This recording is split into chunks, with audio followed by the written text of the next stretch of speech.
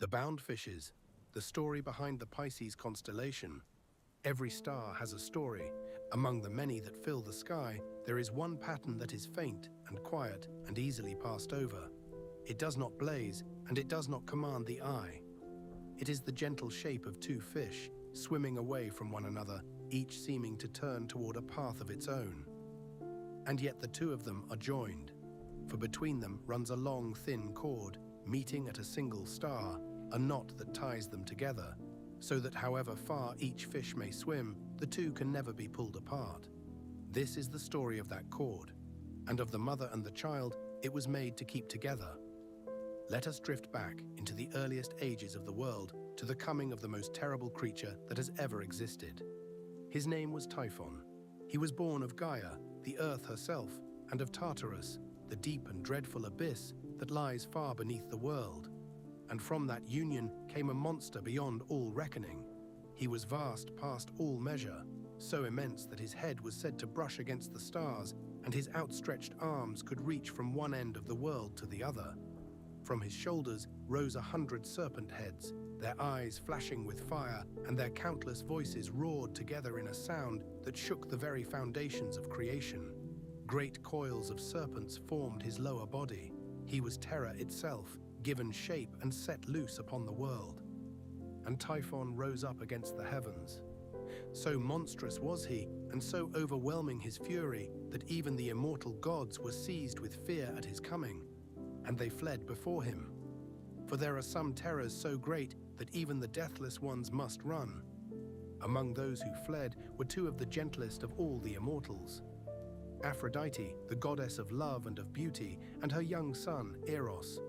The two of them were together beside the waters of a great river, the river Euphrates, when the monster's shadow fell across the world, and his roar reached them from afar. And in that moment, Aphrodite was a mother, above all else. She did not think of herself, she thought only of the child at her side. She knew, with terrible certainty, that the two of them could not stand against such a creature. No power of love or beauty could turn aside 100 serpent heads wreathed in fire. There was nothing they could do but flee. And so she turned with her son and searched for any way to escape the horror bearing down upon them.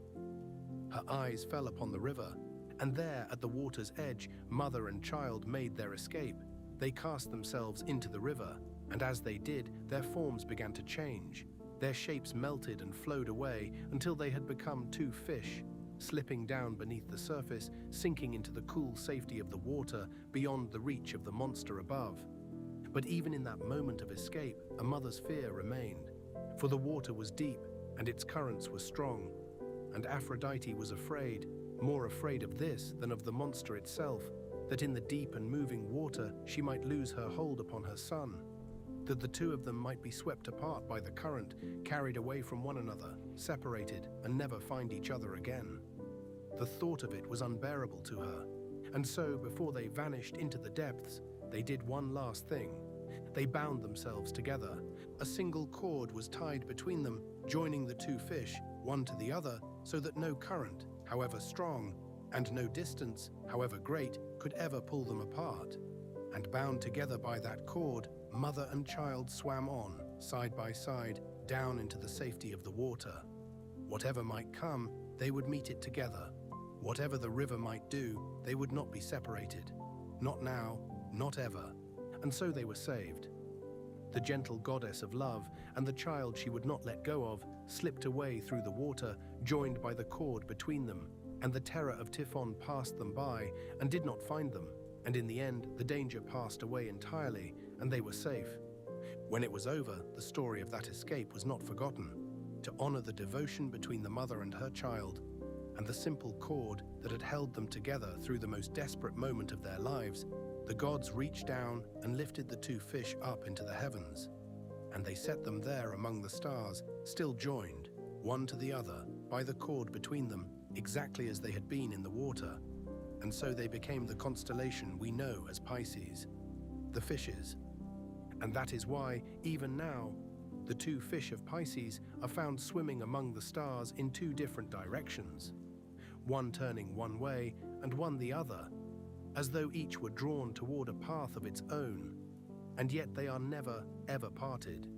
for between them still runs that long and faint cord, meeting at a single quiet star, the knot that binds them, holding the two of them together for all time, just as it did in the moment they fled, so that however far each may seem to swim, neither can ever be lost to the other. So when you find that gentle, faint pattern among the stars, do not pass it by.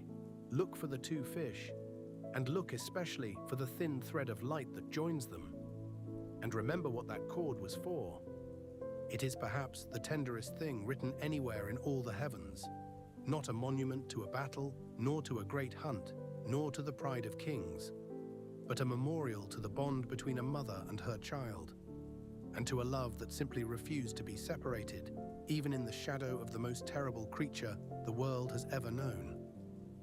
Rest now and let the stars keep watch, for the heavens are wide and full of hidden stories still, each one waiting quietly to be remembered once more, and every one of them is a tale for another night.